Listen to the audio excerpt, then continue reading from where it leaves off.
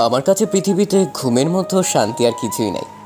তাই তো আমি সবচেয়ে বেশি ঘুমাতে ভালোবাসি। আর অবসর সময় হলেই শুধু একটা গানই গাই, ঘুম ভালোবাসি রে, আমি ঘুম ভালোবাসি রে। মাফ করবেন, এর বেশি পারি না। আজও তার ব্যতিক্রম না। সকালবেলা খুব আরাম করে ঘুমাচ্ছি, হঠাৎ মনে হলো কে যেন আমার কম্বল ধরে টানাটানি করছে। কিন্তু তাতে কি, ঘুম পাগল মানুষের শুধু কম্বল টানলে কি আর ঘুম ভাঙে? আমি আবার কম্বলটা ভালো করে গায়ে জড়িয়ে ঘুমোতে লাগলাম। কিন্তু না, এবার মনে হলো আমার উপর ভূমিকম্প শুরু হয়ে গেল। কারণ কে যেন আমার কম্বল সহ সারা শরীর ঝাঁকাতে লাগলো। তাই আর কোনো উপায় না পেয়ে আমার আরামের ঘুম হারাম করে চোখ দুটো খুললাম সেই মহান মানুষটিকে দেখার জন্য, যে কে সেই ব্যক্তি যার জন্য আমার ঘুমের সাথে এত শত্রুতা, যার জন্য এত সকালে আমার ঘুম ভাঙিয়ে দিল। আর আমি চোখ খুলে যাকে দেখলাম, মনে মনে আমিও তাকেই আশা করেছিলাম। কারণ এত সকালে আমার ঘুম তাকে ছাড়া আর কেউ ভাঙাতে আসবে না। আর সে মহান ব্যক্তিটি আর কেউ না, আমার একমাত্র চাচাতো বোন রুহি। আমার চাচার অতি আদরের বাদর মেয়ে, সব সময় আমার পিছনে লেগেই থাকে। আমি রুহির দিকে তাকিয়ে দেখি আমার দিকে তাকিয়ে 32টা দাঁত বের করে হাসতেছে।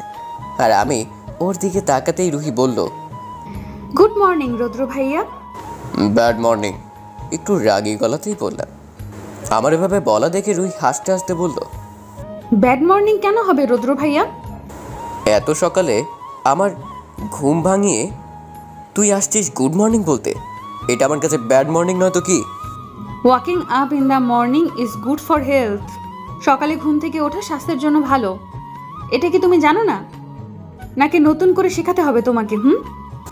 রুহির কথা শুনে রাগী চেহারা দেখে উল্টো আমি চুপ হয়ে যাই। কারণ এই মেয়ে কিছু বললে আমার ঘরে আমার নিজেরই জায়গা হবে না। তাই চুপ থেকে ওর কথা শোনাই এখন বুদ্ধিমানের কাজ।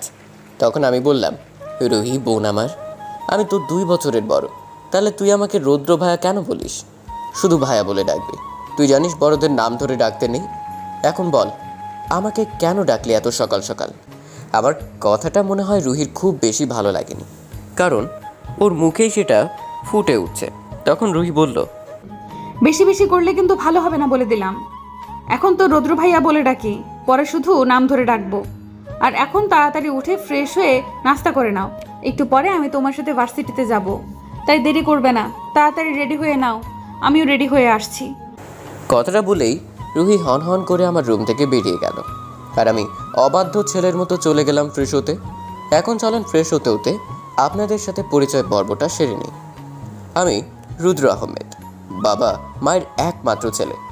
এবার অনার্স প্রথম বর্ষের স্টুডেন্ট। আবার মা একজন গৃহিণী আর বাবা একজন ব্যবসায়ী। আমার আব্বুরা হলেন 2 ভাই, আর তারা 2 ভাই একসাথে মিলেই ব্যবসা করেন। আমার আব্বু বড় আর আমার চাচু হলেন ছোট। অন্যদিকে রুহির পুরো নাম জান্নাতুল রুহি, কিন্তু সবাই রুহি বলেই ডাকে। আমার ছোট চাচুর একমাত্র মেয়ে, আর আমাদের বাড়ির সবার চোখের মনি হলো রুহি। রুহি এবার ইন্টার প্রথম বর্ষে পড়ে। লেখাপড়ায় খুব মেধাবী, আর মাশাআল্লাহ দেখতেও পরীর মতো সুন্দর। রুহি আর আমরা একই বিল্ডিংয়ে থাকি। ওরা থাকে উপরতলায় আর নিচতলায় আমরা থাকি। আর বাসাটা আমার আব্বু আর চাচু দুজনে মিলেই করেছে। রুহি আমার সাথে এখন যেমন ব্যবহার করে, আগে কিন্তু তা করতো না। আগে আমাকে ভাইয়া বলেই ডাকতো, আমাকে ভয়ও পেত। কিন্তু ক্লাস 10 থেকেই রুহির আমার ব্যাপারে বেশ পরিবর্তন হয়। নাম ধরে ডাকে, সবসময় আমার কাছে আসতে চায়, আমাকে চোখে চোখে রাখার চেষ্টা করে। প্রথম দিকে ওকে কিছু বলেছিলাম, কিন্তু কোনো লাভ হয়নি। উল্টো ওর জন্য ঘরে আমার 2 দিন ভাত বন্ধ ছিল। তাই এখন আর ওকে কিছু বলি না, আর যতটুকু সম্ভব দূরে থাকার চেষ্টা করি। আপনাদের সাথে কথা বলতে বলতে আমি রেডি হয়ে নাস্তা করতে চলে আসছি। আমাকে আসতে দেখে আম্মু বলল, এতক্ষণে আসার সময় হলো তোর? কত ঘুমাস তুই? তাড়াতাড়ি খেয়ে রুহিকে নিয়ে ভার্সিটিতে যা। কোথায় আর ঘুমাতে পারলাম? তোমাদের আদরের মেয়ের জন্য কি আমি ঘুমাতে পারি নাকি? সব সময় আমার সব কাজে এসে বাধা দেয়। চুপ, আমার মেয়েটাকে নিয়ে আর একটা বাজে কথা বলবি না। এমন লক্ষ্মী একটা মেয়ে আর কোথায় আছে? ওকে যদি কিছু বলছিস তাহলে কিন্তু তোর খবর আছে, বলে দিলাম। রুহি যা বলে সব শুনবি। আচ্ছা আম্মু, এটা কোনো কথা হলো? আমি বড় হয়ে কেন এই পিচ্চির কথা শুনতে যাব? শুধু বয়সে বড় হলে হয় না, বুদ্ধি লাগে, যেটা তোর থেকে আমাদের রুহির অনেক বেশি।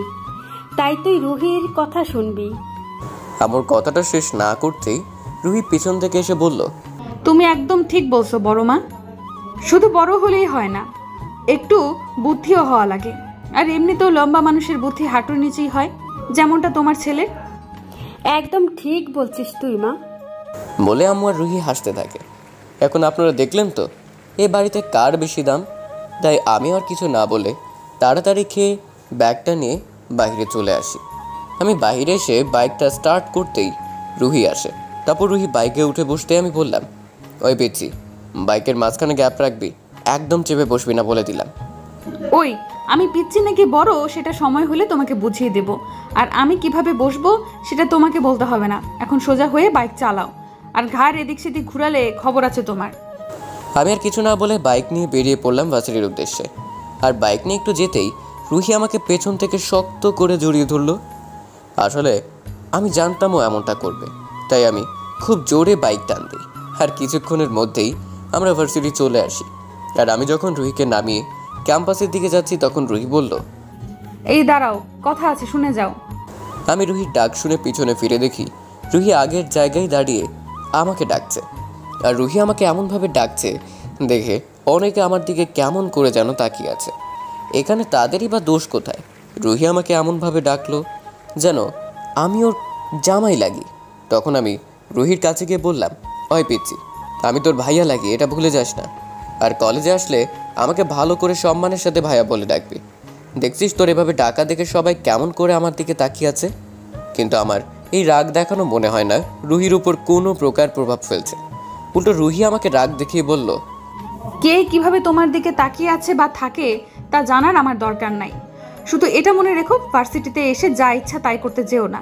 কারণ এটাও মনে রেখো, আরও দুটো চোখ আছে কিন্তু, যে তোমার উপর নজর রাখে। ভাই তুই কি আমাকে একটু শান্তিতে থাকতে দিবি না? বাসায় সারাক্ষণ আমাকে জ্বালাস, আবার ভার্সিটি আসলে তুই এখানে এসেও আমাকে জ্বালাস। তুই আর আমাকে কত জ্বালাবি? আমার এমন মলিন মুখ দেখে রুহি মুচকি হেসে বিড়বিড় করে বলল, তোমাকে তো আমি সারা জীবন জ্বালাবো, তবে সেটা রোমান্টিক জ্বালাতন। আমি রুহির কথা কিছু বুঝতে না পেরে বললাম, ওই পিচ্ছি, বিড়বিড় করে কি বলিস? যা বলার স্পষ্ট করে বল। ওই, আমি এত কিছু জানি না। তোমাকে বলছি ভার্সিটিতে ভালোভাবে চলতে, তাই করবে। আর আমার কথার কোনো উল্টাপাল্টা হলে সোজা বড় আব্বু আর বড় আম্মুর কাছে বিচার দিব, তখন বুঝবে মজা। ঠিক আছে, ভালোভাবে চলবো। এবার তোর শান্তি হলো? আমি আর রুহি যখন কথা বলছি তখন রুহির বান্ধবী নিশি আমাদের কাছে আসে। আর নিশি আমাদের কাছে এসে বলল, আরে রৌদ্র ভাইয়া, কেমন আছেন? এই তো আমি ভালো আছি, তুমি কেমন আছো নিশি? জি ভাইয়া, আমি ভালো আছি। ভাইয়া, আজ কিন্তু আপনাকে অনেক সুন্দর লাগছে। তাই নাকি? তাহলে আগে মনে হয় আমাকে দেখতে ভালো লাগেনি। না, আমি ঠিক তা বলিনি। আপনাকে তো সবসময় দেখতে সুন্দর লাগে, তবে আজকে একটু বেশি সুন্দর লাগছে। মানে ক্রাশ খাইছে বলতে পারেন। আমার আর নিশির কথা বলা দেখে রুহির রাগে লাল হচ্ছিল, কিন্তু মুখে কিছু বলছিল না। তবে নিশির শেষের কথাটা শুনেই রুহির চিৎকার করে বলল, ওই, তুমি এখানে দাঁড়িয়ে আছো কেন? তোমার না ক্লাস আছে? আর তুই কেমন রে নিশি, যাকে দেখছিস তাকে দেখেই ক্রাশ খাস তুই? ভুলে যাস না রৌদ্র তোর ভাইয়া হয়। রুহির রাগ দেখে আমার কেন জানি হাসি পাচ্ছিল, আর আমি তখন মিটমিট করে হাসতেছিলাম। আর আমার হাসি দেখে রুহি বলল, তুমি এখন এখানে দাঁড়িয়ে আছো? যাও বলছি এখান থেকে, তোমাকে আমি পরে দেখে নিব। কথাটা বলে রুহি নিশির হাত ধরে টানতে টানতে সেখান থেকে চলে গেল। আর আমিও সেখান থেকে হাসতে হাসতে আমার ক্যাম্পাসে চলে আসলাম। আসলে আমার আর রুহির কলেজ আর ভার্সিটি একসাথেই, আর এজন্যই রুহির আমার উপর নজর রাখতে সুবিধা হয়। তবে মাঝে মাঝে আমার ওর পাগলামিগুলো ভালোই লাগে। আর এভাবেই সারাদিন ক্লাস করে আমার আর রুহির ছুটি হলে আমরা একসাথে বাসায় চলে আসি। তবে আসার সময় রুহি মুখটা কেমন ফুলিয়ে রাখছে, আমার সাথে তেমন কথা বলেনি। আমি বাসায় এসে ফ্রেশ হয়ে খাবার খেয়ে রুমে গিয়ে শুয়ে থাকি। আমি রুমে গিয়ে শুয়ে শুয়ে মোবাইল চালাচ্ছি, এমন সময় রুহি আমার রুমে আসে। আর আমার রুমে এসে রুহি বলল, তুমি আজকে নিশির সাথে কথা বললে কেন? আরে আমি কোথায় কথা বললাম, তোর বান্ধবী নিজেই তো এসে বলল। ও বললো বলে তুমি ওর সাথে হেসে হেসে কথা বলবে নাকি? আরে পিচ্চি, তুই রেগে যাচ্ছিস কেন? আর কথা বললে সমস্যা কি? আমার কথা শুনে রুহি বলল, তুমি সবার সাথে কথা বলো, আমার কোনো সমস্যা নেই, তবে কোনো মেয়ের সাথে কথা বলবে না। তুমি কোনো মেয়ের সাথে কথা বললে আমার শরীরটা জ্বলে যায়, তাই তোমাকে বলছি এমন কিছু করো না যাতে আমার রাগটা কন্ট্রোল করতে না পারি। ওই পিচ্চি, তুই এমন করে কথা বলছিস কেন? আমি কিন্তু তোর ভাই হই, ভুলে যাস না। তাই মাথায় অন্য চিন্তা থাকলে এসব ঝেড়ে ফেল। মাথায় যা আছে কোনো কিছু ছেড়ে ফেলবো না, আরও ভালো করে মাথায় লোড করে নেব। আর তো পিচি পিচি করবে না, আজকে বিয়ে করো, 1 বছর পরেই তোমাকে বাবা বানিয়ে দিতে পারবো। বলেই রুহি দৌড়ে রুম থেকে বেরিয়ে গেল। আর আমি শুধু ভাবছি, রুহি আমাকে এগুলো কি বলে গেল? ওর মাথায় আমাকে নিয়ে কি চলছে? আমি মনে মনে ভাবতে থাকি, রুহির মাথায় যাই চলুক না কেন, নিজেকে ওর কাছ থেকে দূরে রাখতে হবে। কারণ আমি যদি রুহির সাথে কোনো রকম সম্পর্কে জড়াই, তাহলে সারা জীবনের জন্য চাচা চাচির কাছে ছোট হয়ে যাব। তারা আমাকে ছোটোবেলা থেকে বিশ্বাসের সাথে যেই ভালোবাসা দিয়ে বড় করছে, রুহির একটু পাগলামির জন্য আমি সেই বিশ্বাসটা নষ্ট করতে পারবো না। তাই চিন্তা করছি এখন থেকে রুহির কাছ থেকে একটু দূরত্ব বজায় রেখে চলবো। রুমে বসে রুহিকে নিয়ে এসব ভাবতে ভাবতে মাথাটা কেমন যেন ব্যথা করছে। তাই সব চিন্তা বাদ দিয়ে বেরিয়ে পড়লাম বাসা থেকে। কারণ বিকেলবেলা বাহিরের মুক্ত হওয়ার বন্ধুদের সাথে বসে একটা সিগারেট এখন আমার একমাত্র উপায় সব চিন্তা থেকে মুক্তির। তাই যেই ভাবা সেই কাজ। বাসা থেকে বেরিয়ে আমার যে কয়জন প্রাণের বন্ধু আছে সবগুলারে কল দিয়ে বললাম আমাদের আড্ডাখানায় চলে আসতে। আর আমিও দোকান থেকে কয়েকটা সিগারেট নিয়ে চলে গেলাম সেখানে। আমি গিয়ে দেখি আমি আসার আগে শিমুল আর সুজাত এসে বসে আছে। আর আমাকে আসতে দেখেই শিমুল বলল, কিরে বেটা, আমাদের আসতো বলে তোর নিজের এত দেরি হলো কেন? আরে আসল জিনিস আনতে দোকানে গেছিলাম, কিন্তু গিয়ে দেখি পরিচিত মানুষ বসে আছে, তাই একটু দেরি হয়ে গেল আনতে। আর তোরা তো জানিস আমি যে সিগারেট খাই, এরা যদি বাসায় জানে তাহলে আমাকে মেরে তক্তা বানিয়ে দেবে। আমার কথা শুনে সুজাত হাসতে হাসতে বলল, মামা, জীবনে 2টা জিনিস লুকানো যায় না, একটা হলো প্রেম আর আরেকটা হলো সিগারেট খাওয়া। এই দুটো তুমি যতই লুকিয়ে করো কাজ হবে না। একদিন কি করে যে সবাই জেনে যাবে সেটা তুমি নিজেও টের পাবা না। বুঝলাম। আর যেদিন এটা আমার বাসার মানুষ জানবে সেদিন দেখবি আমার শরীরে আমার আব্বাই বিনামূল্যে বিভিন্ন রকম ট্যাটু করে দিবে। কি যে জ্বলবে সেদিন। তখন পাশ থেকে শিমুল বলল, যখন জ্বলবে তখন দেখা যাবে, এখন তাড়াতাড়ি আমাকে একটা দে, টান দিয়ে কলেজাটা ঠান্ডা করবে। আমি তখন ওদের সাথে বসে সবাই মিলে একসাথে সিগারেট ধরিয়ে আপন মনে টানতে থাকি। সাথে মুক্ত হওয়া আর ওদের সাথে বিভিন্ন কথায় দুষ্টুমি বেশ ভালোই লাগছে আড্ডা দিতে। আর রুহির কথাও প্রায় ভুলে গেছি। আমরা 3 জন মিলে যখন আড্ডা দিচ্ছি তখন সুজাত বলল, শিমুল, একটা জিনিস খেয়াল করছিস?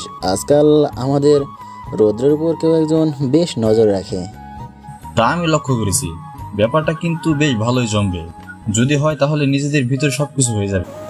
তাদের কথা শুনে আমি বললাম, আরে তোরা কি বলছিস এসব? আমার উপর নজর রাখে মানে? আর কেই বা নজর রাখে? আর নিজেদের ভিতর সব হলে কি ভালো হবে? কে আবার? তোর নিজের চাচাতো বোন রুহি। তুই কি ভাবিস আমরা কিছু বুঝি না?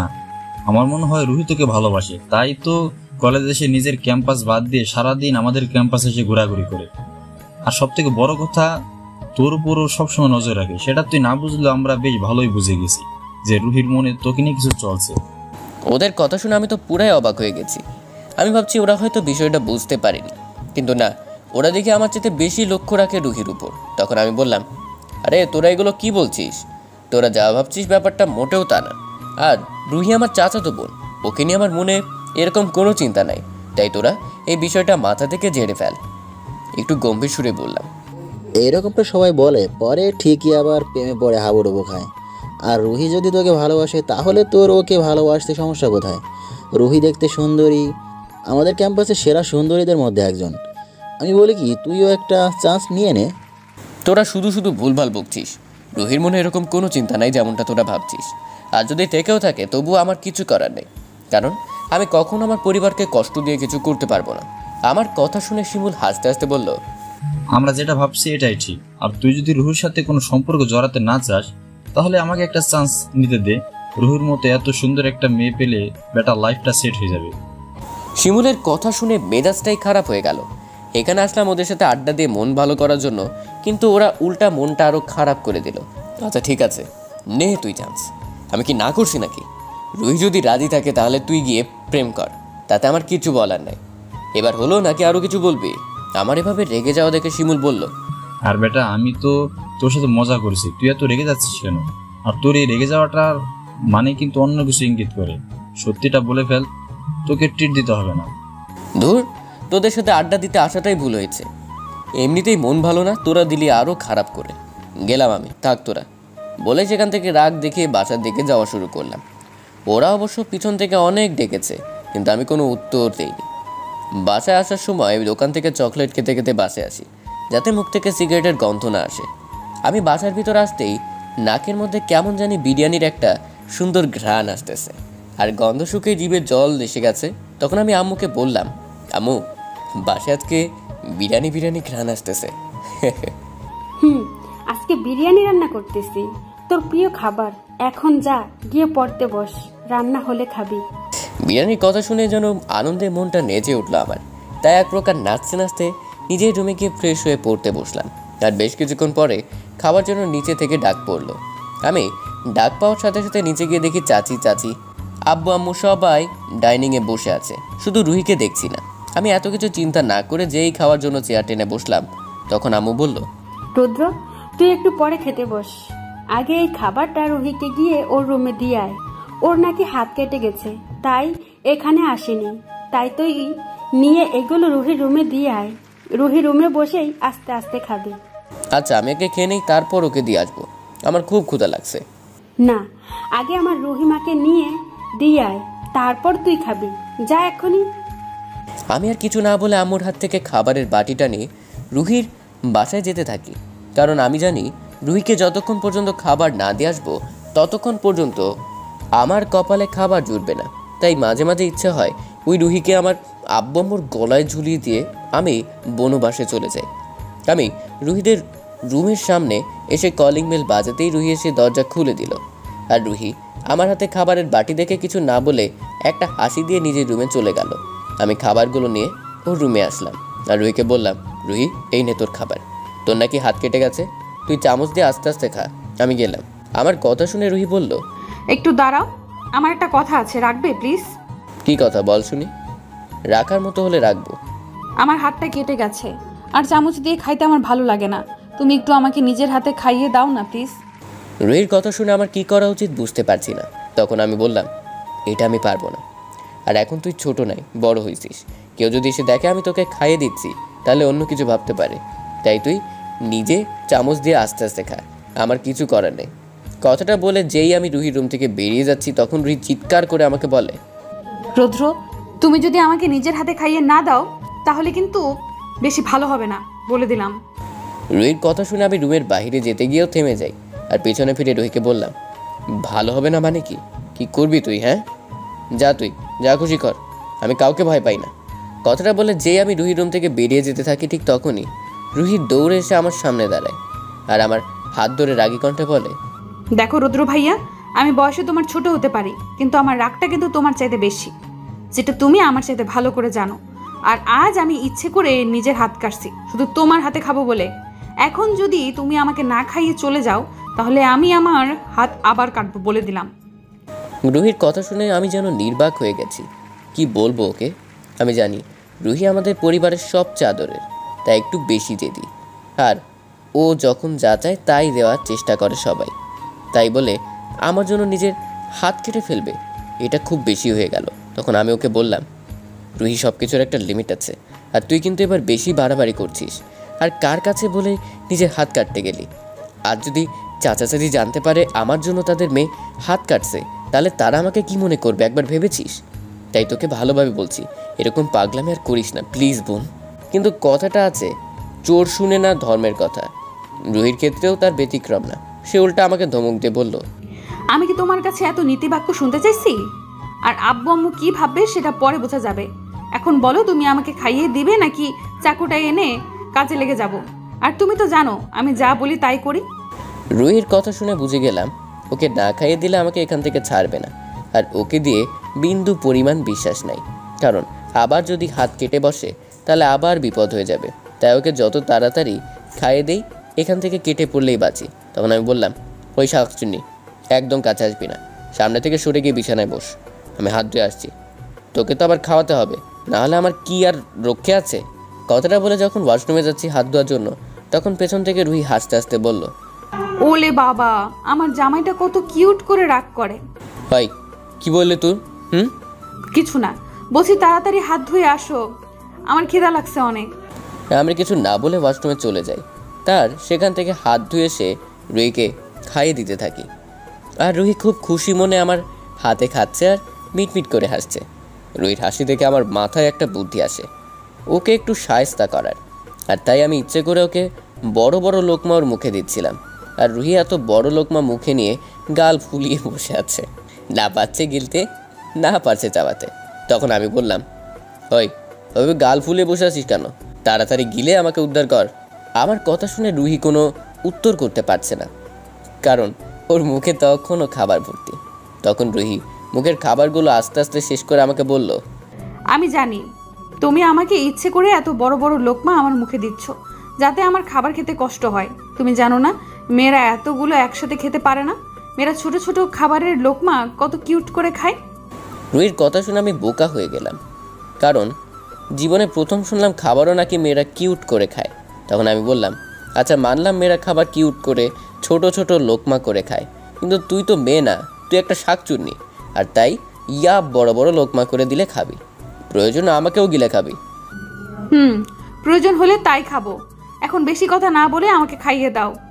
আজ মনে হয় পেট ভরবে না, এত মজা লাগছে তোমার হাতে খেতে। আমি আর কিছু না বলে রুহিকে খাবার খাইয়ে দিতে থাকি। আর রুহি আমার মুখের দিকে তাকিয়ে মিটমিট করে হাসছে। আর খাবার মাঝে মাঝে মাঝে আমার হাতে রুহি ইচ্ছে করে কামড় বসিয়ে দিচ্ছে। আর আমি কিছু বললেই বলে ভুল করে কামড় লেগে গেছে, কিন্তু আমি জানি এটাও ইচ্ছে করেই করছে। রুহিকে খাবার খাইয়ে দিয়ে আমি রুহিকে বললাম, রুহি আমি জানি তোর মাথায় কি চলছে। আমার কথা শুনে রুহির মুখটা একটা লাজুক ভাব চলে আসছে। তখন রুহি আমাকে মিষ্টি করে হেসে বলল, তাই যদি জানো তাহলে বলো তো শুনি, আমার মাথায় কি চলছে। দেখ রুহি, তুই যেটা ভাবছিস সেটা কখনো হবার নয়।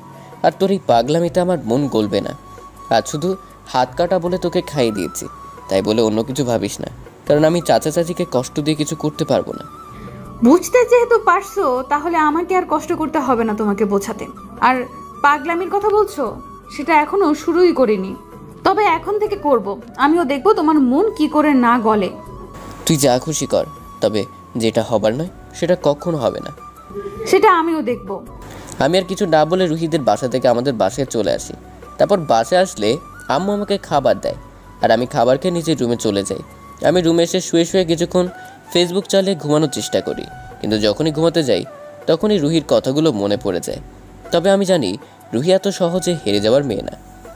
আমার যে সামনে খুব কঠিন সময় আসছে সেটা আজকে রুহির কথায় বেশ ভালোই বুঝতে পারছি। এখন শুধু অপেক্ষার পালা, রুহি কখন কোন দিক দিয়ে আমার উপর আক্রমণ করে। আর এসব ভাবতে ভাবতে একটা সময় আমি ঘুমিয়ে পড়ি। সকালে যখন ঘুম থেকে উঠে যা দেখি তা দেখে আমার চোখ কপাল উঠে গেছে, কারণ আমি ঘুম থেকে উঠে দেখি রুহি আমার বুকে মাথা দিয়ে খুব শান্তিতে শুয়ে আছে। আর এটা দেখে ভয়ে আমার জান পাখি উড়াল দেওয়ার অবস্থা, কারণ কেউ যদি রুহি আর আমাকে এমন অবস্থায় শুয়ে থাকতে দেখে তাহলে কি হবে সেটা আমার ধারণার বাহিরে। তাই আমি আর দেরি না করেই রুহিকে আমার বুক থেকে ধাক্কা দিয়ে সরিয়ে দিলাম। তখন রুহি আমাকে বলল, ওই আমার মতো ছোট একটা বাচ্চা মেয়েকে কেউ এরকম করে ধাক্কা দেয় নাকি? জানো কতটা ভয় পাইছি। হয় তুই বাচ্চা, তুই আস্ত বুড়ি একটা মেয়ে, আর দুনিয়াতে এত জায়গা থাকতে আমার বুকে শুইতে এলি কেন? আর কোনো জায়গা পেলি না? আমি জানি দুনিয়াতে অনেক জায়গা আছে শোয়ার জন্য, কিন্তু আমার কাছে যে তোমার বুকটাই সবচেয়ে পছন্দের জায়গা ঘুমানোর জন্য। আর তাই তো একটু টেস্ট করে নিচ্ছিলাম তোমার বুকে ঘুমাতে কেমন লাগে, কারণ বিয়ের পর তো এখানেই সারা জীবন থাকতে হবে। রুহির কথা শুনে আমি মনে মনে বলি, ও আল্লাহ, তুমি আমাকে কেমন ঝামেলায় ফেলছো। এই মেয়েকে একটু বুঝার শক্তি দাও, নয়তো এই মেয়ে আমাকে পাগল করে ছেড়ে দিবে। আমি যখন মনে মনে এসব ভাবছি তখন রুহি আমাকে বলল, এই রুদ্র, কি ভাবছো এমন করে? নিশ্চয়ই আমাদের বিয়ের কথা ভাবছো। এত বেশি ভাবতে হবে না, আমি তো তোমারই, তাই না? না রে, আমি বিয়ের কথা ভাবছি না, আমি আমার মরার কথা ভাবছি। কারণ তুই যে অবস্থা শুরু করলি তাতে আমি আমার মৃত্যু চোখের সামনে দেখতে পাচ্ছি। প্লিজ বোন, এইসব চিন্তা মাথা থেকে বাদ দে। আর তুই কেন বুঝতে পারছিস না? ভাই বোনের মধ্যে এসব হয় না, লোকে শুনলে খারাপ বলবে। আমি কথাটা শেষ করতে না করতেই রুহি খপ করে এসে আমার গলা চেপে ধরে। আর রাগী সুরে বলতে থাকে, এই মুখ দিয়ে আরেকবার মরার কথা বললে তোমার খবর আছে বলে দিলাম। তোমাকে নিয়ে সেই কবে থেকে স্বপ্ন দেখে আসতেছি, আর তুমি আমার সেই স্বপ্ন পূরণ না করেই মরে যাবে, এটা কখনো হতে পারে না। আর ভাই বোন, কিসের ভাই বোন? হ্যাঁ, আমি তোমার চাচাতো বোন, আর চাচাতো ভাই বোনের মাঝে বিয়ে হয়েই থাকে, এটা কোনো বিষয় না, বুঝলে তুমি? রুহি রাগের চোটে সত্যি এমনভাবে আমার গলা চেপে ধরে যে আমি নিঃশ্বাস নিতে কষ্ট হচ্ছিল। তখন আমি বললাম, আরে আগে ছাড় আমাকে, তাহলে যেভাবে গলা চেপে ধরছিস এখনই মরে যাব। আরেকবার এমন কথা বললে তোমাকে ঠিকই গলা চেপে মেরে ফেলবো।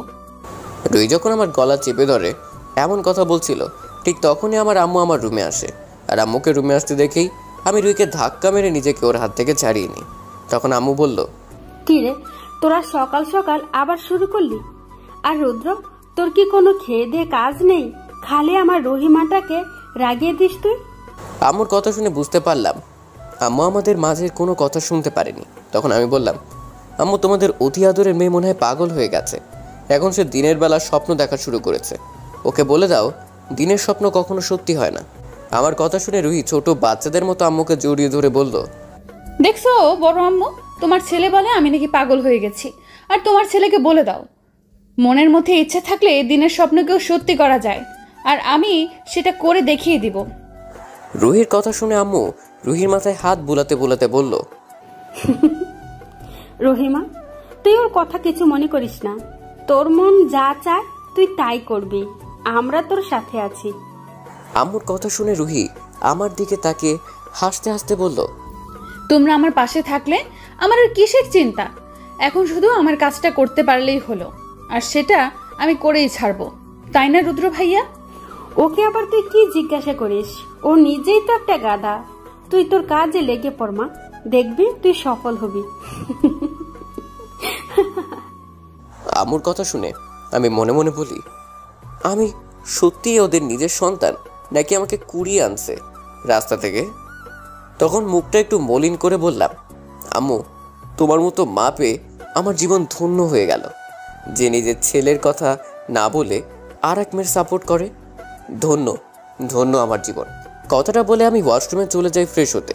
তখন পেছন থেকে আম্মু আমাকে বলল, তাই তাহলে এবার ফ্রেশ হয়ে নাস্তাটা শেষ করে আমার জীবনটা ধন্য কর বাবা। মার কথা শুনে ওয়াশরুম থেকে আমি বললাম, আম্মু, তুমি সত্যি আমার মা তো? কেন, তোর কোনো সন্দেহ আছে নাকি? না, নেই। না থাকলে তাড়াতাড়ি ফ্রেশ হয়ে আয়, আর নাস্তা করে রুহিকে নিয়ে ভার্সিটিতে যা। কথাটা বলে আম্মু আর রুহি হাসতে হাসতে আমার রুম থেকে বেরিয়ে যায়। আর কিছুক্ষণ পরে আমি ফ্রেশ হয়ে ভার্সিটির জন্য রেডি হয়ে নাস্তা করার জন্য ডাইনিং রুমে যাই। আর সেখানে গিয়ে দেখি রুহিও রেডি হয়ে বসে আছে। আর আমাকে দেখেই রুহি বলল, ইস রে, আমার হিরোটাকে কত কিউট লাগতেছে, জানি না কোন শাকচুন্নির নজর লেগে যায়। কাছে এসো, একটু কানের নিচে কালো টিপ পরিয়ে দেই, যাতে কেউ নজর দিতে না পারে। তুই নিজেই তো একটা বড় শাকচুন্নি, আবার আর একজনকে শাকচুন্নি বলে? ওই কি বললা ভালো করে বলো, একদম বিড়বিড় করবে না। না, কিছু বলিনি, এবার খাইতে দে আমাকে। তারপর আম্মু এসে আমাকে আর রুহিকে নাস্তা দিলে দুজন মিলে খাওয়া শুরু করি। কিন্তু আম্মু চলে যাওয়ার পর রুহির খাওয়া কম আর আমার সাথে দুষ্টুমি বেড়ে যায়। দেখে মনে হয় খাইতে বসেনি, আমার সাথে দুষ্টুমি করতে বসেছে। কিন্তু আমারও তো কিছু করার নাই, কারণ ঘরের মানুষ যখন পরের মতো ব্যবহার করে নিজেকে তখন রোহিঙ্গা মনে হয়। আর আমার ক্ষেত্রে এখন সেটাই। তাই রুহির শত জ্বালাতন সহ্য করে পেটের দায়ে কিছু খাইতে হলো, না হলে রুহির মাথায় একটা চামচ দিয়ে বাড়ি দিতে পারলে আমার মনটা শান্তি পাইত। তারপর যত তাড়াতাড়ি সম্ভব নাস্তাটা শেষ করে রুহিকে নিয়ে বেরিয়ে পড়লাম ভার্সিটির উদ্দেশ্যে। আর বাইকে ওঠার সময় রুহিকে বললাম একটু দূরত্ব বজায় রেখে বসতে, কিন্তু কে শুনে কার কথা। কিছু দূর যেতে রুহি আমাকে পেছন থেকে এমনভাবে চেপে ধরলো যেন আমি ওর জামাই লাগি। তখন রাস্তার পাশে বাইকটা দাঁড় করিয়ে রুহিকে বললাম, এমনভাবে চেপে না ধরে এক কাজ কর, তুই আমার ভিতরে ঢুকে যা, তাহলে তুই শান্তি পাবি।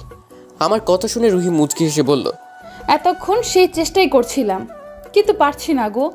তবে তুমি চিন্তা করো না, তোমার মনের ভেতর একদিন ঠিকই ঢুকবো। ধুর, তুই সত্যি একটা পাগল। পাগল না, পাগলি, তাও শুধু তোমার জন্য।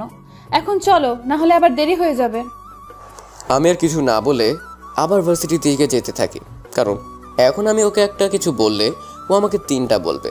তাই ওর সাথে চুপ করে থাকাটাই ভালো। আর কিছুক্ষণ পরই আমরা ভার্সিটিতে চলে আসি। আমি ভার্সিটিতে এসে রুহিকে নামিয়ে দিয়ে যেই আমার ক্যাম্পাসের দিকে যাচ্ছি, ঠিক তখনই আমার বন্ধু সুজাত এসে আমাকে বলল, কী রে রৌদ্র, তোর ক্যাম্পাসে আসতে এত দেরি হলো কেন? আরে বলিস না, কিছু কিছু পিচ্চি পোলাপাইনের অত্যাচারে জীবনটার 12টা বেজে যাচ্ছে, তাই এখন আর সময়ের দিকে কোনো খেয়াল থাকে না। আমার কথাটা শুনে রুহি আমার দিকে চোখ বড় বড় করে তাকিয়ে আছে। দেখে মনে হয় একা পেলে আমাকে চিবিয়ে খাইতো, কিন্তু পাশে আমার বন্ধু থাকায় আমাকে কিছুই বলতে পারছে না। তখন আমার বন্ধু সুজাত বলল, পিচ্ছি পোলাপাইন আবার তুই কোথায় পাইলি? আর আমার জানা মতে তোদের বাসায় কোনো পিচ্ছি বাচ্চা নাই, তাহলে তোকে আবার কোন পিচ্ছি অত্যাচার করে? আছে আছে, এটা তো চোখে পড়বে না, কিন্তু আমি ঠিকই দেখি। এখন এসব কথা বাদ দিয়ে বল, আমাকে কেন খুঁজতেছিস? আরে আমাদের ক্লাসমেট জয়া তোকে খুঁজতেছে, তোর সাথে নাকি কি জরুরি কথা আছে, তাই আমি তোকে খুঁজতে আসলাম। সুজাতের মুখে জয়ার নামটা শুনে সাথে সাথে রুহির মুখে একটা চিন্তার চাপ পড়ে যায়, আর মুখটা জানি কেমন মলিন হয়ে যায়। তখন আমি বললাম, জয়া আবার আমার সাথে কি এমন জরুরি কথা বলবে? আমার মনে হয় তোকে প্রপোজ করতে পারে, ভাব দেখে তো আমার তাই মনে হয়। সুজাতের কথা শুনে রুহিকে রাগানোর জন্য আমি বললাম, যা, তাহলে তো ভালোই হবে। এতদিন পরে আমার ভালোবাসার হালখাতাটা হয়ে যাবে, আর তোরাও একটা ভাবি পেয়ে যাবি। কি বলিস রুহি, ঠিক বললাম না? আমার কথাটা শুনেই রুহি মলিন মুখটা রাগে লাল হয়ে যায়। ভালো করে তাকিয়ে দেখি নিজের ওড়নাটা খুব শক্ত করে মুঠি দিয়ে ধরে আছে রুহি। মনে হয় নিজের রাগটা ওড়না দিয়ে বেঁধে রাখার চেষ্টা করছে রুহি। তখন রুহি আমাকে উদ্দেশ্য করে বলল, মানুষ একটা কথা বলে জানো তো, অতি হাসি দুঃখের কারণ। তুমি যেভাবে হাসতেছো আমার কেন জানি মনে হচ্ছে তোমার কপালে দুঃখ আছে। একটু সাবধানে চলাফেরা করো, বলা তো যায় না কখন আবার কি হয়ে যায়। রুহির কথা শুনে পাশে থেকে আমার বন্ধু সুজাত বলল, রুহি, তোমার কথা বুঝতে পারছি না, তুমি কি রৌদ্রকে উপদেশ দিচ্ছ নাকি থ্রেট দিচ্ছ? উপদেশ দিচ্ছি নাকি থ্রেট দিছি যে বোঝার সে ঠিকই বুঝতে পারছে, আপনার না বুঝলেও চলবে। আর রৌদ্র ভাইয়া, আমি আজকে তাড়াতাড়ি বাসায় চলে যাব, একজনের জন্য স্পেশাল কিছুর ব্যবস্থা করতে হবে। তুমি তোমার কাজ শেষ হলে তারপর বাসায় চলে এসো, কেমন? রুহি কথাটা বলেই ওর ক্যাম্পাসের দিকে চলে গেল, কিন্তু রুহি কথাটা হেসে বললেও ওর হাসির সাথে বোন রাগ বেরিয়ে আসছিল, চোখগুলো আগুনের মতো লাল হয়েছিল। এখন আমি মনে মনে ভাবছি যে নিজেই মনে হয় নিজের পেছনে বাসটা নিলাম।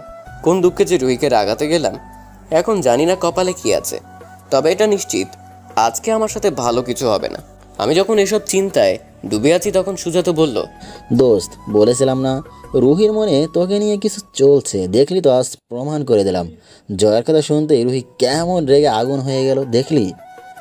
রাগ তোর প্রমাণ করা? তুই তো প্রমাণ করতে গিয়ে রাগিয়ে আগুন বানিয়ে দিয়েছিস, আর সেই আগুনে পুড়িয়ে ছাই বানাবে আমাকে। তুই তো রুহিকে চিনিস না, আমি চিনি শাকচুনিটাকে। আজ কপালে দুঃখই আছে, আর কোন দুঃখে যে তোর সাথে আমিও তাল মেলাতে গেলাম এখন সেটাই ভাবছি। আরে মামা, এত চিন্তা করিস না, আর রুহি তোকে কিছু বলবে না। যদি কিছু বলতে আসে তাহলে বলবি আমার ওর সাথে মজা করছি, তাহলেই সব সমাধান হয়ে যাবে। এখন চল ক্যাম্পাসের দিকে যাই। চল যাই। তারপর আমি আর সুজাত ক্যাম্পাসে চলে আসি, আর সব বন্ধুরা মিলে আড্ডায় মেতে উঠি, কারণ ক্লাস শুরু হতে এখনও অনেক সময় বাকি আছে। অন্যদিকে রুহি তার ক্লাসে গিয়ে চুপচাপ নিজের টেবিলে বসে থাকে, আর রাগের চোটে রুদ্রকে মনে মনে গালি দিতে থাকে। রুহির এমন চুপ করে বসে থাকা দেখে ওর বেস্ট ফ্রেন্ড লিজা এসে বলল, কি রে রুহি, তুই আজ এমন চুপচাপ বসে আছিস কেন? কি হয়েছে তোর? কিছু হয়নি, এমনি ভালো লাগছে না। রুহি, আমি তোর বেস্টি হই, আর আমার কাছে তুই তোর মনের কথা লুকাতে চাস? সত্যি করে বল, কি হয়েছে? রৌদ্র ভাইয়া কিছু বলছে তোকে? রুহি আর নিজের রাগটা কন্ট্রোল করতে না পেরে, জানিস লিজা, কুত্তাটাকে নাকি আজ কোন জয়া নাকি ফয়া নামের একটা শাকচুনি প্রপোজ করবে, আর আমাকে শুনিয়ে শুনিয়ে বলে তাকে নাকি সে একসেপ্ট করে নেবে। আজ যে ওকে কি করব সেটা আমি নিজেও জানি না। রুহির কথা শুনে লিজা হাসতে হাসতে বলল, তাহলে এই ব্যাপারে আমার বেস্টিটা গাল ফুলিয়ে বসে আছে। আমার মনে হয় রৌদ্র ভাইয়া তোকে রাগানোর জন্য এমন বলছে। আর তুই কি রৌদ্র ভাইয়াকে প্রপোজ করছিস? তোর মনের কথা বলছিস? আমাকে রাগানোর জন্য বলুক আর যেভাবেই বলুক, ওর সাহস হয় কি করে আমার সামনে অন্য মেয়ের নাম নেওয়ার? আজ সেটাই দেখব। আর তুই বলছিস প্রপোজ করার কথা? কুত্তাটাকে কতভাবে বুঝিয়েছি যে আমি ওকে ভালোবাসি, আর যতবার বলতে যাই ততবার বলে আমাকে নাকি বোনের চোখে দেখে। চাচাতো ভাই বোনের মাঝে এসব হয় না, আরও কত নানান বাহানা করে, তাই সে নাকি আমার সাথে অন্য কোনো সম্পর্কে যেতে পারবে না। আমি বলি কি, আজকে তুই আবার ভালো করে প্রপোজ করে দেখ। তুই তোর মনের কথা ভালো করে বোঝানোর চেষ্টা কর, তাহলে হয়তো রৌদ্র ভাইয়া রাজি হতে পারে। অনেকভাবে বোঝানোর চেষ্টা করছি, কিন্তু আর না। আজকে শুধু ভালোভাবে প্রপোজই করব না, সাথে এমন কিছু করব যেন সারা জীবন ওই মুখ দিয়ে বোন শব্দটা না আসে, যেন বউ বলে ডাকে। আজকে তাই করব। রৌদ্র ভাইয়া, আপনি যেখানেই থাকেন আজকে একটু সাবধানে থাকেন ভাই, কারণ আমাদের রুহি আজকে আপনার উপর বেশ রেগে আছে, যে কোনো সময় আক্রমণ করতে পারে। আপনার জন্য শুভকামনা রইল। লিজার কথা শুনে রুহি রাগ দেখিয়ে বলল, ওই কি বললি তুই? বেস্ট অফ লাক, আর কিছু বলিনি। এদিকে আমি বন্ধুদের সাথে আড্ডা দিয়ে ক্লাসের সময় হলে আমরা সবাই মিলে ক্লাসে চলে যাই। এক এক করে সবগুলো ক্লাস শেষ হলে আমাদের ছুটি হয়ে যায়। আমি তখন আমার বন্ধুদের কাছ থেকে বিদায় নিয়ে বাইক নিয়ে আসার উদ্দেশ্যে যাওয়া শুরু করি। আমি যখন ভার্সিটি গেটে আসলাম তখন দেখি রুহির ফ্রেন্ড লিজা বাহির হচ্ছে। লিজাকে দেখে আমি বললাম, লিজা, রুহি কোথায়? ভাইয়া, রুহি তো আজকে অনেক আগেই চলে গেছে। ও আচ্ছা, তাহলে আমি যাই। জি ভাইয়া, বেস্ট অফ লাক ভাইয়া। এটা কেন বললে? সময় হলে বুঝতে পারবেন ভাইয়া। কথাটা বলে লিজা মুচকি হেসে চলে গেল, আর আমি লিজার কথার কোনো কিছু না বুঝেই বাসার দিকে যেতে থাকি। আমি বাসার যত কাছাকাছি যেতে থাকি মনের ভিতর ততই ভয় বাড়তে থাকে, কারণ রুহি আজকে সকালে আমাকে যেই কথা বলছে মনে হয় না এখন বাসায় গেলে ভালো কিছু অপেক্ষা করছে আমার জন্য। কিন্তু কিছু করার নাই, বাসায় তো যেতেই হবে। তাই মনের ভেতর সাহস নিয়ে বাসায় যেতে থাকি। পরে যা হবে দেখা যাবে। আর কিছুক্ষণ পরে আমি বাসায় চলে আসি। বাসায় এসে দেখি বাসাটা কেমন যেন খালি খালি লাগছে, মনে হয় বাসায় কেউ নাই। তখন আমি আম্মুকে ডাকতে ডাকতে আমার রুমে যাই, আর আমার রুমে আসতে দেখি রুহি আমার রুমে খাটের উপর পা দুলিয়ে বসে আছে। আর আমাকে দেখার সাথে সাথে রুহি আমাকে বলল, এই যে মিস্টার রোদ, তাহলে তোমার সব কাজ শেষ করে এতক্ষণে আসার সময় হলো? এতক্ষণে মানে কি? আমি তো প্রতিদিন এই সময় তোকে নিয়ে বাসায় ফিরি, এ আর নতুন কি? আর তুই আমার নাম ধরে রাখিস কেন? বলে যাস না আমি তোর বড় ভাই হই। ব্যাগটা টেবিলে রাখতে রাখতে বললাম। আমার কথা শুনে রুহি বসা থেকে উঠে দাঁড়ায় আর আমাকে বলল, তুমি আমার ভাইয়া হও নাকি কি হও সেটা একটু পরেই তোমাকে বুঝিয়ে দেব। এখন বলো, আজকে ভার্সিটিতে কি কি হয়েছে? ওই ভার্সিটিতে যা হয়েছে ভালো হয়েছে, তোকে এত কিছু জানতে হবে না। এখন বল আম্মু কোথায়? খুব খিদে লাগছে, খেতে হবে। আমার ধমক শুনে রুহি মনে মনে বলে, আমাকে ধমক দেওয়া তাই না? দাঁড়াও শোনা, তোমার জন্য সব ব্যবস্থা করে রাখছি, এখন সব তোমার উপর অ্যাপ্লাই করব। তখন রুহি বলল, বড় আম্মু তো আমাদের বাসায় আছে, আজকে আমাদের বাসায় পিঠা বানাচ্ছে, তুমি ফ্রেশ হয়ে আসো, আমি তোমার জন্য পিঠা নিয়ে আসছি। কথাটা বলে রুহি আমার রুম থেকে চলে গেল। তবে মনে মনে খুশি লাগছে আমার। ধমকে রুহি ভয় পাইছে, নাহলে রুহিকে আমি একটা ধমক দিলে আমাকে সাথে সাথে দুইটা দেয়। আর আজকে ভার্সিটিতে যা হয়েছে আমি তো ভাবছিলাম বাসায় আসলে রুহি আমাকে শেষ করে দিবে, কিন্তু না, আমাকে তেমন কিছুই বলে নাই। মনে হয় আজকে ভার্সিটির কাহিনী রুহি ভুলে গেছে। তাই আমি মনের আনন্দে চলে গেলাম ফ্রেশ হতে। কিছুক্ষণ পর আমি ফ্রেশ হয়ে রুমে এসে দেখি রুহি পিঠা নিয়ে আমার রুমে এসে বসে আছে। তখন আমি বললাম, কিরে রুহি, তুই আজ এত ভালো হলি কেমন করে? রুমে এসে চুপটি করে বসে আছিস, আমাকে একটা ডাকও দিলি না। অন্য সময় তো রুমে এসে রুমটা মাথায় তুলে নিস ডেকে ডেকে। মাঝে মাঝে চুপ থাকতে হয়, আর মাঝে মাঝে চুপ করে থাকা মানে বিপদের লক্ষণ। আর বাদ দাও এসব কথা, এই নাও তোমার প্রিয় তেলের পিঠা, খেয়ে দেখো কেমন হলো। রুহির প্রথম কথাটা শুনে মনের মাঝে কেমন যেন একটা ভয় কাজ করছিল, কিন্তু যখন বলল আমার পছন্দের তেলের পিঠা নিয়ে আসছে তখনই সব ভুলে গিয়ে বললাম, আরে দে তাড়াতাড়ি, কতদিন ধরে তেলের পিঠা খাই না। আজ তাহলে আমার আগে এসে ভালো কাজই করলি, আমার জন্য পিঠা বানালি, তোকে অনেকগুলো ধন্যবাদ। ধন্যবাদটা না হয় পরেই দিও, আগে খাও দেখি। কথাটা বলে রুহি আমার সামনে পিঠার থালাটা এগিয়ে দিল, আর আমি সব কিছু ভুলে পিঠার উপর ঝাঁপিয়ে পড়লাম। মানুষ বলে পিঠে খিদা থাকলে তেতো জিনিসও মিষ্টি লাগে, আমার ক্ষেত্রে তাই হলো। খিদা চোটে প্রথমে দুইটা পিঠা খুব তাড়াতাড়ি খেয়ে ফেললাম, কিন্তু পরে আমার মনে হতে লাগলো তেলের পিঠা সাধারণত মিষ্টি হয়, কিন্তু এই পিঠা কেমন জানি ঝাল লাগছে। আর আস্তে আস্তে আমার মুখে ঝালের পরিমাণটা বাড়তে লাগলো। আমি তখন খাওয়া বাদ দিয়ে রুহির দিকে তাকাতেই রুহি হাসতে হাসতে বলল, কি হলো, খাওয়া বন্ধ করলে কেন? এটা না তোমার প্রিয় পিঠা? তাহলে খাচ্ছ না কেন? খাও। নাকি ঝালে মুখ পুড়ে যাচ্ছে? রুহির কথাগুলো শুনে আমি এতক্ষণে বুঝতে পারলাম খিদার চোটে আমি কত বড় একটা ভুল করে ফেলেছি। তখন মুখটা মলিন করে আমি বললাম, রুহি প্লিজ, ঝালে আমার মুখ পুড়ে যাচ্ছে, তাড়াতাড়ি আমাকে পানি দে, নাহলে আমি মরে যাবো ঝালে। বলতে বলতে আমার চোখ দিয়ে পানি চলে আসছে। আমার প্রশ্নের সঠিক উত্তর না পাওয়া পর্যন্ত তোমাকে পানি তো দূরের কথা, মরার জন্য একটু বিষও দিব না। আগে আমার প্রশ্নের জবাব দাও। আমি তোর কোনো প্রশ্নের উত্তর দিব না, আগে পানি দিয়ে তারপর দেব, আর না হলে সামনে থেকে সর, আমি নিজেই পানি নিয়ে খেতে পারবো। আমি কথাটা বলার সাথে সাথে রুহি গিয়ে আমার রুমের দরজাটা বন্ধ করে দেয়, আর রাগী একটা ভাব নিয়ে আমার সামনে এসে বলে, যতক্ষণ না আমি চাইবো তুই আমার সামনে থেকে এক পাও নড়তে পারবি না। আগে আমার প্রশ্নের উত্তর দে, তারপর তোর মুখের ঝাল কিভাবে কমাতে হয় সেটা আমি দেখব। আর যদি আমার কথা না শুনিস তাহলে থালাতে যতগুলো মরিচ মিশানো পিঠা আছে সবগুলো তোর জোর করে খাওয়াবো। রুহির এমন রাগ দেখে সত্যি আমি অনেক ভয় পেয়ে যাই। আর ও আমাকে যেভাবে তুই তুকারি করছে, মনে হয় রাগটা ওর মাথায় চড়ে বসছে। আর এখন যদি আমি উল্টাপাল্টা কিছু বলি তাহলে রুহি সত্যিই আমাকে ওই ঝাল মেশানো পিঠাগুলো খাওয়াবে। তখন আমি বললাম, আচ্ছা ঠিক আছে, কি জানতে চাস তাড়াতাড়ি বল, আমার অনেক ঝাল লাগতেছে।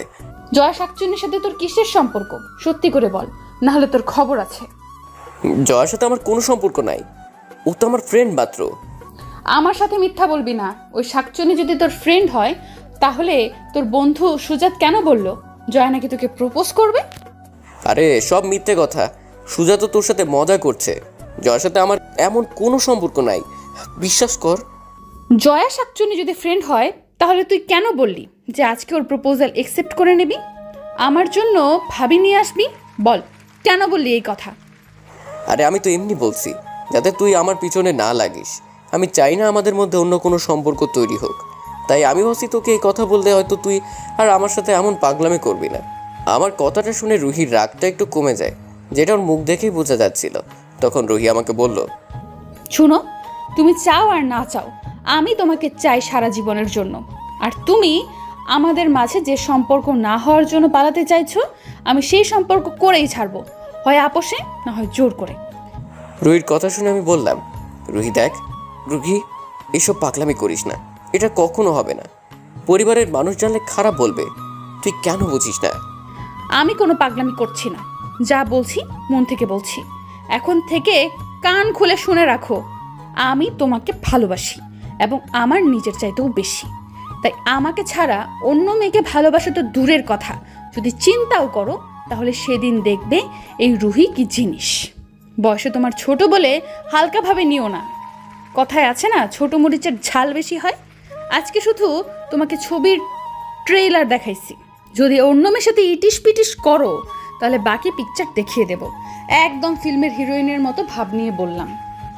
একে তো ঝালে আমার মুখ পুড়ে যাচ্ছে, তার উপর রুহির কথাটা শুনে মনে হলো ঝালটা আরও বেড়ে গেল।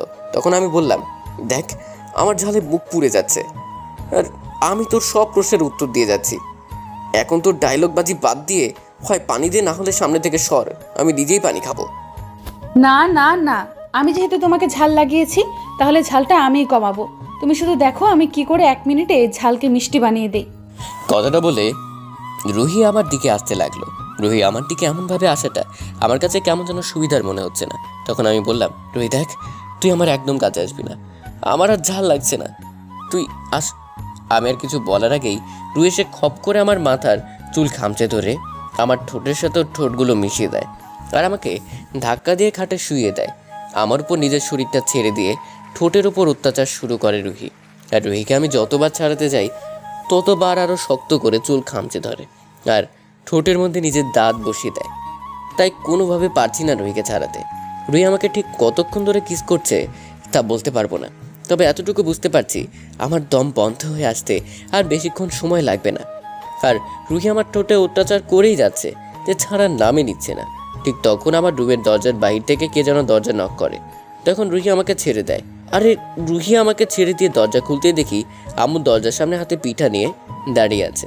আর রুহি দরজা খুলে দিলে আম্মু আমার রুমে আসে। তখন আম্মু আমার অবস্থা দেখে আম্মু বলল, কি রে রুদ্র, তোর এই অবস্থা কেন?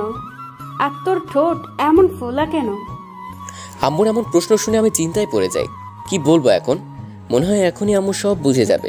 তাই কিছু একটা ভেবে আম্মুকে যেই আমি কিছু বলতে যাব তার আগেই রুহি বলে ওঠে, বড় আম্মু, তুমি তো জানো না তোমার ছেলে শুধু হাতে পায়ে বড় হয়েছে, কিন্তু আচরণে এখন সেই বাচ্চাই রয়ে গেছে। না হলে দেখো না, পিঠা খেতে গিয়ে নিজের ঠোঁটে নিজেই কামড়েছে, এখন ঠোঁট ফুলে কলা গাছ হয়ে গেছে। রুহির কথা শুনে আমি মনে হয় আকাশ থেকে টপ করে মাটিতে পড়লাম। কত সুন্দর করে মিথ্যা কথা বলছে।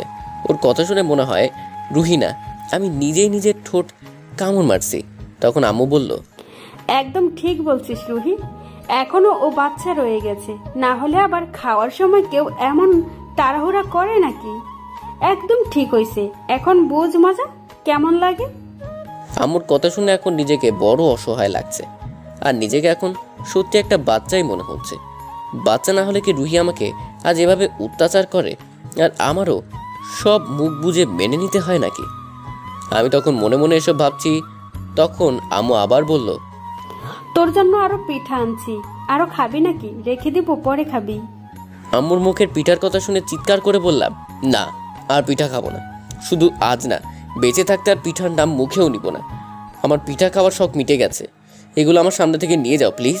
আমার এমন কথা শুনে আম্মু অবাক হয়ে যায়। তখন আম্মু বলল, হঠাৎ করে তোর আবার কি হলো? পিঠার নাম শুনলে তো তোর ঘুম আসে না, আর আজকে বলছিস পিঠা খাবি না? আচ্ছা, তোর যা ইচ্ছা কর। আর শোন, কালকে তোর খালাতো বোন তানহা আসবে, তুই গিয়ে ওকে বাস স্ট্যান্ড থেকে নিয়ে আসিস। আচ্ছা ঠিক আছে, যাবো আনতে। এখন তোমরা যাও, আমি একটু একা থাকতে চাই। রুহি এতক্ষণ চুপ করে দাঁড়িয়ে আমার আর আম্মুর কথা শুনছিল আর মিটমিট করে হাসছিল। কিন্তু যখনই আম্মুর মুখে তানহার নামটা শুনলো, তখন ওর হাসি মুখটার মাঝে কেমন যেন একটা চিন্তার ছাপ ভেসে ওঠে। আর আমার কথা শুনে রুহি আর আম্মু আমার রুম থেকে বেরিয়ে যায়, আর আমি একটু বিছানায় শরীরটা এলি দিয়ে শুয়ে পড়ি। একে তো সারাদিন ক্লাস করে ক্লান্ত লাগছিল, আর সেই সাথে রুহির অত্যাচারে এখন আরও বেশি ক্লান্ত লাগছে। আমি বিছানায় শোয়া মাত্রই দেখি, যেই চোখে ঘুমটা লেগে আসছিল ঠিক তখনই রুহি আমার রুমে আবার আসে, আর এসে আমাকে কলার ধরে টেনে শোয়া থেকে উঠে বসে। তখন রুহি আমাকে বলে, এখন যা বলবো ভালো করে শুনে রাখো। তোমার খালাতো বোন তানহা আসতেছে বলে যেন খুশিতে পিঠে আবার পাকনা না গজায়। যদি ওর সাথে বেশি ঢলাঢলি করতে দেখি, তাহলে কিন্তু তোমার পাকনা আমি ছোট করে দেব। আর এমনিতেও মেয়েটা খুব গায়ে পড়া স্বভাব, ওকে আমার একদমই ভালো লাগে না, তাই ওর কাছ থেকে দূরে দূরে থাকবে। রুহির কথা শুনে আমি বললাম, এই তুই তানহাকে নিয়ে বাজে কথা বলবি না। নিজে সারাদিন আমার গায়ে পড়ে থাকে, আবার অন্যজনকে বলে গায়ে পড়া স্বভাব। আর ও আমার ছোট বোন হয়, এতদিন ধরে আমাদের বাসায় আসতেছে। আমার সাথে মজা করবে না তো কার সাথে করবে? আমাকে এত বোঝাতে আসবে না। তোমার বোন হয় নাকি কি হয় সেটা আমি জানি। আর আমাকে বলো তোমার গায়ে পড়ে থাকি, ব্যাস, দরকার পড়লে তোমার গায়ে না, তোমার গলায় ঝুলে থাকবো সারাক্ষণ। কারণ তুমি শুধু আমার, আর কারো হতে দেব না। তোর এই আশা কোনোদিনও পূরণ হবে না। এখন যা এখান থেকে। আমাকে মুখ ভেঙ্গানো হচ্ছে তাই না? এখন কি তাহলে আবার শুরু করবো নাকি? কি করবি তুই? এত তাড়াতাড়ি ভুলে গেলে? ঠোঁটের ব্যথাটা মনে হয় কমে গেছে। দাঁড়াও, আবার শুরু করছি। কথাটা বলে রুহি আমাকে যেই আবার ধরতে আসছে, আমি তখন খাটের অন্য পাশে গিয়ে অসহায়ভাবে রুহিকে বললাম, প্লিজ রুহি, মাপ চাই। আর এমন বলবো না, তুই যা বলবি তাই করব। প্লিজ এখন আর পাগলামি করিস না, আমাকে একটু একা থাকতে দে। আমার কথা শুনে রুহি মিষ্টি এসে বলল, এই তো আমার লক্ষ্মী জামাই, এরকম সবসময় বউয়ের কথা শুনে চলবে, নইলে কিন্তু অনেক অত্যাচার সহ্য করতে হবে। আর তানহার কাছ থেকে দূরে দূরে থাকবে, ওকে? আগে তোমাকে কলেজে চোখে চোখে রাখতে হতো, এখন মনে হয় বাসাতেও দেখে রাখতে হবে, না হলে কোনো শাকচুন্নি এসে আমার বোকা জামাইটাকে পিটিয়ে পিটিয়ে নিয়ে যায়। এরকম আরও হাজারটা কথা শুনে রুহি আমার রুম থেকে বিদায় নেয়। আর আমিও বাধ্য ছেলের মতো রুহির সব কথা চুপটি করে শুনি, কারণ এখন ওর কথার বাহিরে কিছু বললেই রুহি আবার পাগলামি শুরু করবে, তাই চুপ থাকাই ভালো। আর এভাবে সেদিনকার মতো দিনটা পারলাম। পরের দিন বিকালে আমি চলে যাই বাস স্ট্যান্ডে আমার খালাতো বোন তানহাকে আনতে। আমি বাস স্ট্যান্ডে যাওয়ার কিছুক্ষণ পরই তানহা এসে পৌঁছে যায়, আর তানহা আমাকে দেখেই বলল, ভাইয়া কেমন আছো? ভালো আছি, তুই কেমন আছিস? আগে যেমনই ছিলাম, তবে এখন অনেক ভালো আছি। মানে এখন ভালো আছিস মানে কি? সেটা তোমাকে পরে বলবো, এখন বাসায় চলো। আমি আর কিছু না বলে তানহাকে বললাম বাইকে উঠতে। আর তানহা বাইকে উঠে আমাকে পেছন থেকে শক্ত করে জড়িয়ে ধরলো। তখন আমি বললাম, তানহা একটু দূরে সরে বস, এত চেপে বসলি কেন? যদি পড়ে যাই তাই তোমাকে শক্ত করে ধরেছি। আমার বাইকে উঠতে খুব ভয় করে। তারপর আমি আর কিছু না বলে বাইকে নিয়ে বাসার দিকে যেতে থাকি। আর তানহা পেছন থেকে আমার বুকে 2 হাত দিয়ে জড়িয়ে ধরে আছে। এখন আমার ভয় করছে রুহি যদি তানহাকে দেখে যে আমাকে তানহা এমনভাবে ধরে আছে, তাহলে আমার কি হবে সেটা উপরওয়ালাই ভালো জানে। আর আমি বাসার সামনে আসতে দেখি আমার বাসার গেটের কাছে রুহি দাঁড়িয়ে আছে। আর রুহি যখন দেখলো তানহা আমাকে এমনভাবে জড়িয়ে ধরে আছে, তখন রুহির হাস্যোজ্জ্বল চেহারাটা মুহূর্তেই কালো হয়ে গেল, আর ফর্সা চেহারাটা যেন মুহূর্তেই রাগে লাল হয়ে গেল। আমি রুহির চেহারা দেখে ভীষণ ভালোভাবেই বুঝতে পারছি আমার কপালে বিপদ আছে।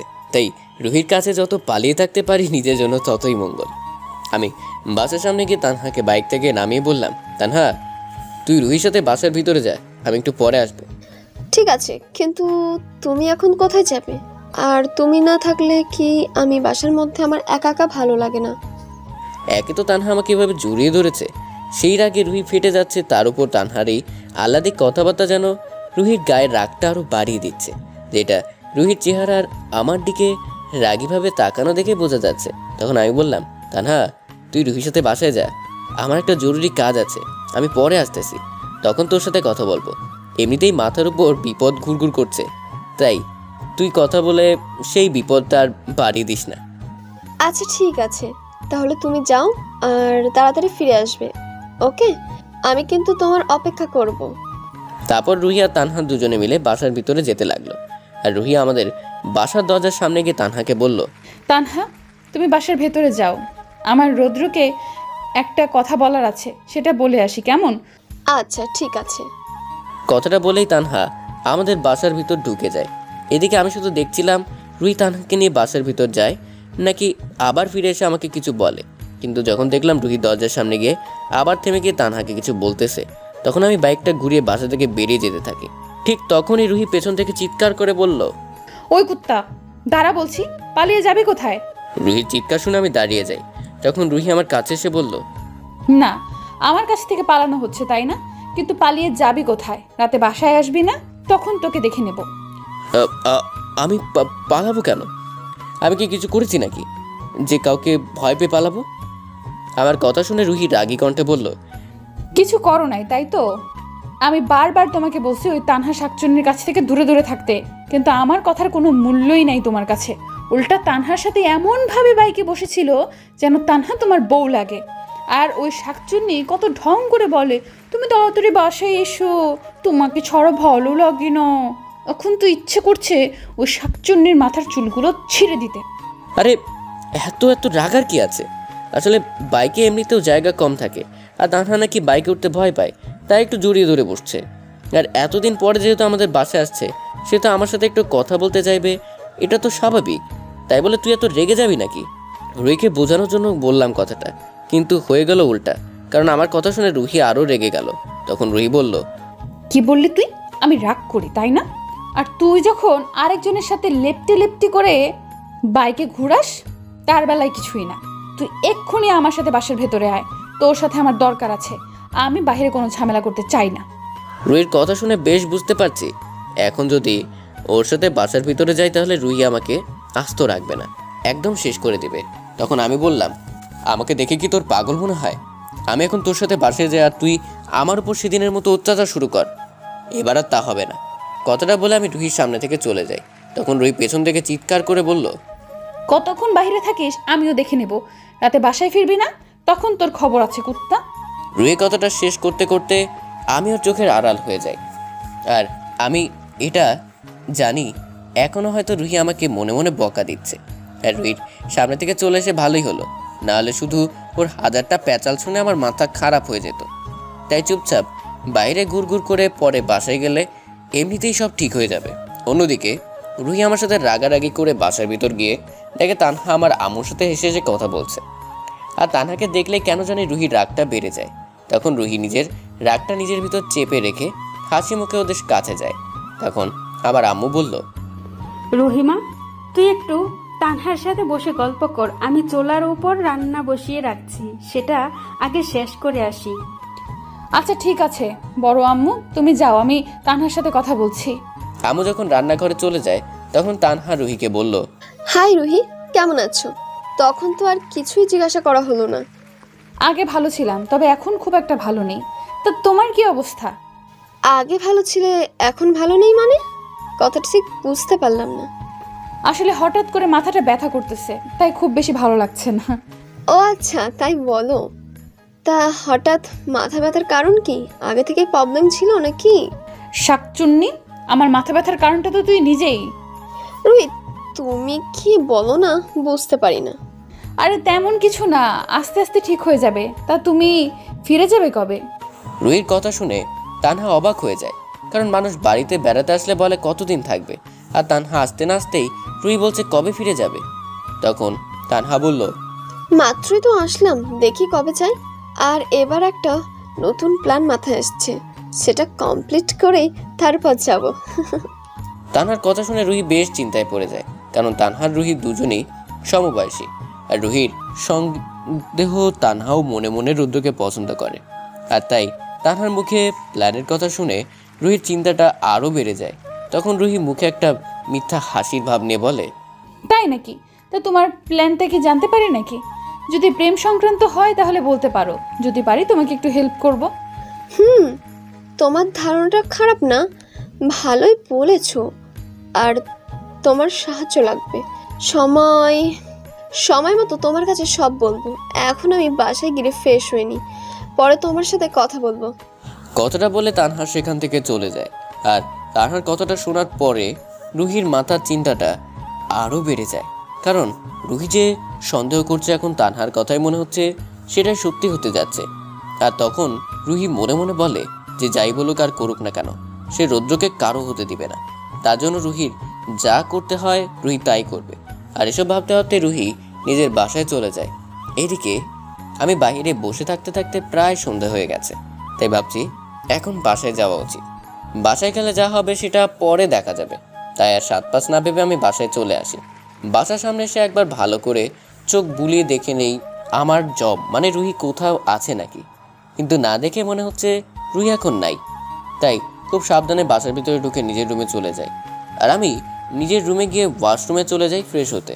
ওয়াশরুম থেকে ফ্রেশ হয়ে আসতে দেখি তানহা আমার রুমে বসে আছে, হাত দুটো মগ নিয়ে, আর আমাকে দেখেই বলল, এই নাও, তোমার জন্য আমি নিজে কফি বানিয়ে এনেছি, খেয়ে বলো তো কেমন হয়েছে। বাইরে থেকে এসে এক কাপ গরম কফি ফেলে ব্যাপারটা খারাপ হয় না। তখন আমি তানহার হাত থেকে কফির মগটা নিয়ে হাতে নিয়ে কফিতে ছোট করে একটা চুমুক দিলাম। তবে কফিটা একটু খেয়ে বুঝতে পারলাম যে না, তানহা মনে হয় কফিটা বেশ ভালোই বানাতে পারে। তখন আমি বললাম, বাহ তানহা, কফি তো তুই বেশ ভালোই বানাতে পারিস, দারুণ হয়েছে কফিটা। তোর জামাই যে হবে সে অনেক ভাগ্যবান হবে যে প্রতিদিন তোর হাতে এমন মজাদার কফি খেতে পারবে। আমার কথা শুনে তানহা বেশ খুশি হয়েছে, আবার সাথে একটু লজ্জাও পাইছে, যেটা ওর মুখ দেখে বোঝা যাচ্ছে। কথাটা বলে যেই আমি আবার কফিটা মুখে নিতে যাব ঠিক তখনই আমার রুমের দরজায় কে যেন টোকা দেয়। আর আমি দরজার দিকে তাকিয়ে দেখি, তাকে দেখে আমার কফিটা মুখের ভেতরে আটকে যায়, কারণ দরজার সামনে দাঁড়িয়ে থাকা ব্যক্তিটা স্বয়ং রুহি ছিল। আর আমার দিকে রাগি একটা লুক দিয়ে তাকিয়ে আছে, পারলে যেন চোখ দিয়ে আমাকে গিলে খায়। রুহিকে দরজার সামনে দাঁড়িয়ে থাকতে দেখে তানহা বলল, আরে রুহি, তুমি দরজার বাইরে দাঁড়িয়ে আছো কেন? ভিতরে আসো। তানহার কথা শুনে রুহি আমার রুমে আসে। তখন রুহি আমার দিকে চোখ লাল করে তাকিয়ে বলল, আমি মনে হয় তোমাদের বিরক্ত করলাম, তোমরা কথা বলছো, আমার এখানে আসাটা মনে হয় ঠিক হয়নি। আরে না না, তেমন কিছু না, তুমি আসো, ভালোই হলো, একসাথে বসে আড্ডা দেওয়া যাবে। আর জানো তো, রুদ্র ভাইয়া বলেছে আমার হাতের কফি নাকি দারুণ টেস্ট হয়। তাই নাকি? তাহলে তো খুবই ভালো। আমি অবশ্য এত ভালো কফি বানাতে পারি না যা আমার হাতে কফি খেয়ে কেউ প্রশংসা করবে। রুহি কথাটা তানহাকে বললেও মূল উদ্দেশ্যটা যে আমি ছিলাম সেটা খুব ভালোভাবেই বুঝতে পারছি।